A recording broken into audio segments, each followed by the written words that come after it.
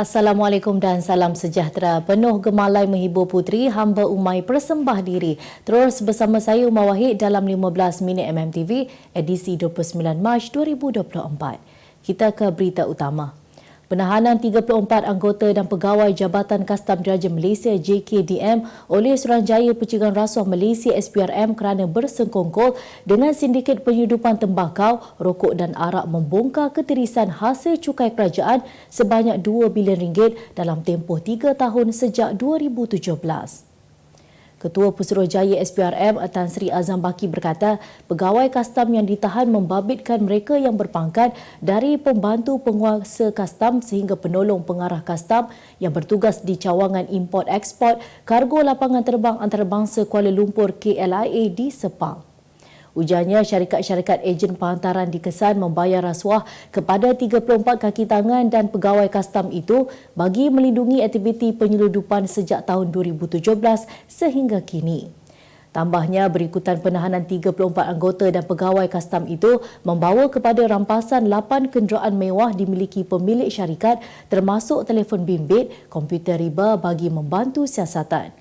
Katanya sejumlah 231 akaun bank dengan wang berjumlah 17.6 juta ringgit turut dibekukan kerana disyaki dimiliki individu-individu dan syarikat yang menjadi keldai akaun. Polis Diraja Malaysia PDRM menyeru semua pemimpin politik, pertubuhan bukan kerajaan NGO dan ketua-ketua masyarakat berhenti berbahas mengenai isu-isu berkaitan raja, agama dan kaum 3R. Bercakap kepada utusan Malaysia, Ketua Polis Negara Tan Sri Razarudin Husin berkata, isu-isu 3R yang menjurus kepada perbuatan menghina dan melanggar undang-undang harus diserahkan kepada PDRM untuk mengambil tindakan. Menurutnya, ketika ini suhu politik negara masih panas dengan isu stoking tertera kalimah Allah dan sekiranya setiap individu yang mewakili entiti tertentu bersuara, isu berkenaan sukar reda kerana akan disahut wakil lain sehingga melanggar undang-undang dan mencabar perlembagaan.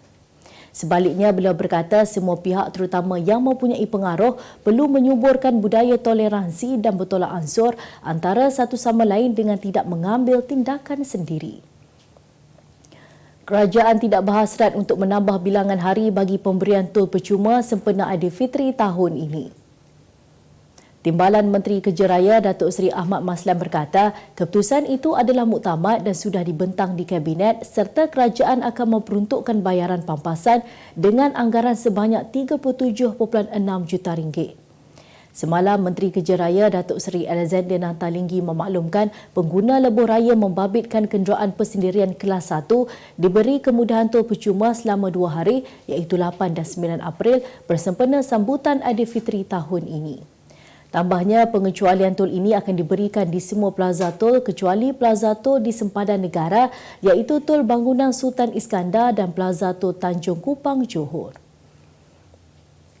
Seorang penganggur mengaku bersalah di Mahkamah Session Ipoh hari ini atas pertuduhan merogoh dan mencabul kehormatan anak perempuannya yang berusia 19 tahun.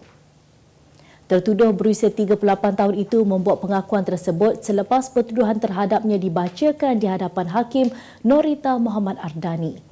Mengikut kertas pertuduhan, bapa kepada 6 anak itu didakwa merogol anak kandungnya di mana perhubungan itu tidak dibenarkan di bawah undang-undang, hukum agama, adat dan kebiasaan yang terpakai untuk berkahwin. Bagi kesalahan itu, tertuduh didakwa mengikut Seksyen 376-3 Kanun Kesiasaan yang membawa hukuman penjara minimum 8 tahun dan maksimum 30 tahun serta tidak lebih 10 sebatan jika disabitkan kesalahan. Tertuduh turut didakwa bagi pertuduhan menggunakan kekerasan jenayah dengan niat mencabul kehormatan mangsa di lokasi sama pada 20 Mac 2024. Mahkamah menetapkan tarikh lain pada 17 April depan untuk hukuman dan fakta kes. Utusan Malaysia dan Cosmo melancarkan satu lagi produk terbaru. Apa yang ada dalam Iklaneka?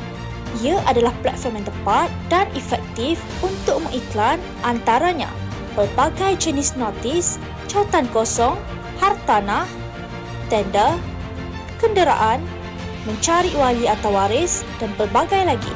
Apa yang anda cari? Semuanya ada di sini. 2 dalam 1. Layari iklaneka.utusan.com.my. Kita kembali lagi. 2 maut, 13 cedera termasuk 2 parah dalam kemalangan jalan raya membabitkan sebuah bas pesiaran di lebuh raya Karak, Kuala Lumpur, Mahala ke Timur kira-kira pukul 7.53 pagi tadi. Ketua Polis Bentong, Superintendent Zaiha Muhammad Kaha berkata, 2 mangsa yang maut dalam kejadian tersebut dilaporkan seorang lelaki warga negara asing dan wanita tempatan yang belum dikenal pasti identitinya.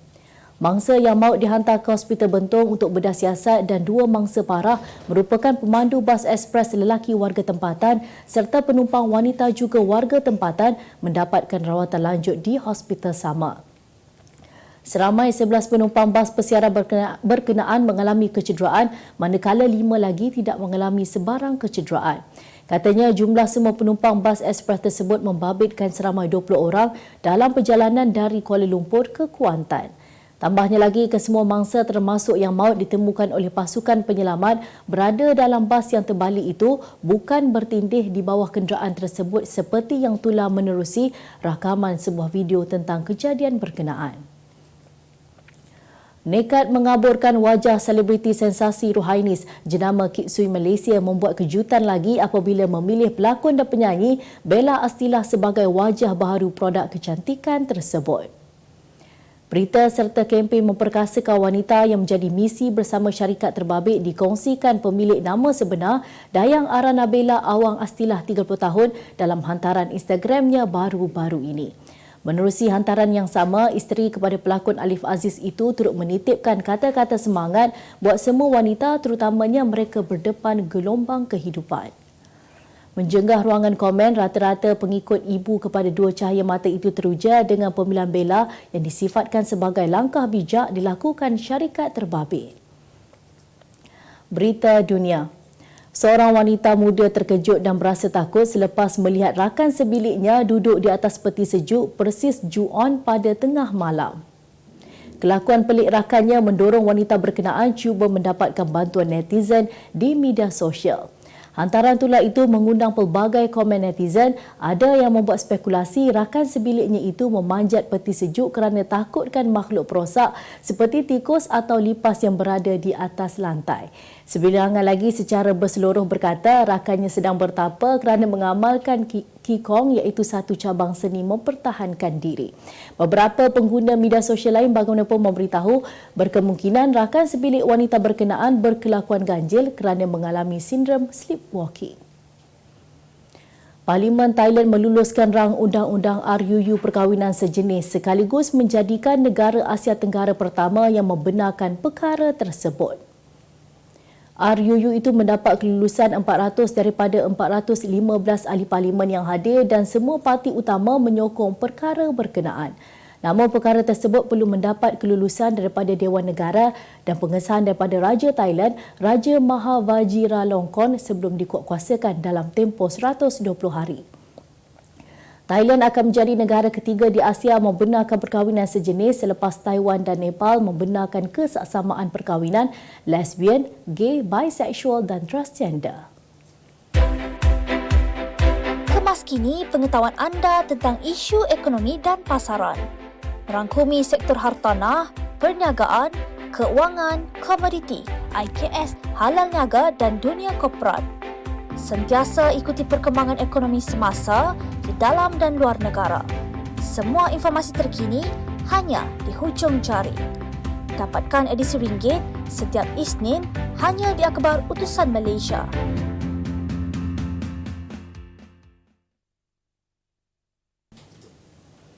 Berita ekonomi. Seramai 42.1% atau 9.24 juta rakyat Malaysia dilaporkan sudah mendaftarkan diri mereka ke dalam sistem pangkalan data utama padu dan jumlah tersebut dijangka meningkat menjelang tarikh akhir Ahad ini. Ketua Perangkawan Datuk Seri Dr. Muhammad Uzi Mahidin berkata terkini hasil pemantauan pihaknya trafik pendaftaran secara atas talian mengalami kesesakan teruk. Ujarnya bagi pendaftaran padu di Selangor, seramai 1.45 juta orang telah mendaftar. Mengulas lanjut, beliau berkata sebanyak 3 negeri melepasi 50% pendaftaran padu iaitu Perlis 54.4%, Terengganu 50.2% dan Kelantan 50%. Tambahnya lagi, negeri-negeri yang menghampiri 50% pendaftaran padu melibatkan 5 negeri iaitu Pahang, Perak, Sabah Sarawak dan Kedah. Kerajaan Negeri Melaka berada di landasan terbaik dengan sasaran nilai pelaburan 10 bilion ringgit apabila meletakkan 10 sektor industri sebagai fokus utama pada tahun ini. Timbalan Esko Perancangan Ekonomi, Kewangan, Hal Ehwal Tanah, Agensi Bukan Kerajaan, Pelaburan, Perindustrian dan Pembangunan Teknikal dan Vocational TVET, Datuk Khaidirah Abu Zahar berkata, sektor itu meliputi elektrik dan elektronik, automotif, aeroangkasa, gas dan minyak, teknologi boleh diperbaharui, pembuatan halal, bioteknologi, mesin dan peralatan, farmasetikal dan maritim. Tambahnya, program berkenaan dapat membantu meningkatkan kualiti atau kemahiran tenaga kerja khususnya bagi sektor industri sekaligus mengurangkan kebergantungan terhadap tenaga kerja asing serta memberi peluang kepada anak Melaka. Berita sukan. Kementerian Belia dan Sukan KBS belum berhasrat untuk membida hak sebagai tuan rumah Sukan Asia 2038. Menteri Belia dan Sukan Henayo berkata keutamaan KBS ketika ini adalah memastikan pembangunan bakat tidak terganggu. Katanya beliau mahu pastikan setiap dana yang diterima dibelanjakan untuk program pembangunan bakat secara menyeluruh. Tambahnya lagi, tiada guna untuk Malaysia menjadi tuan rumah tetapi atlet tempatan tidak memenangi apa-apa acara. Beliau turut berkata wang yang diperuntukkan lebih baik digunakan untuk pembangunan bakat atlet negara. Pemenang 8 Ballon d'Or, Lionel Messi tidak akan menganggap usianya sebagai faktor penentu terhadap rancangan persaraannya. Jelas Messi kerana dia masih tiada jangka masa yang jelas untuk berbuat sedemikian buat masa ini. Messi yang menghabiskan 17 tahun di Barcelona sebelum menyertai Paris Saint-Germain PSG pada 2021 dan Inter Miami tahun lalu akan mencecah usia 37 tahun dalam tempoh kurang 3 bulan lagi. Ditanya sama ada dia mula berfikir mengenai apa yang akan dilakukannya selepas bersara, pemenang Piala Dunia 2022 bersama Argentina itu masih tidak mempunyai jawapan. Sebagai penutup 15 minit MMTV hari ini, saksikan laporan cuaca esok Sabtu 29 Mac 2024. Jangan lupa dapatkan akhbar utusan Malaysia dan Kosmo untuk berita-berita terkini dan menyeluruh. Sekian sahaja daripada saya, Umar Wahid. Assalamualaikum dan selamat berhujung minggu.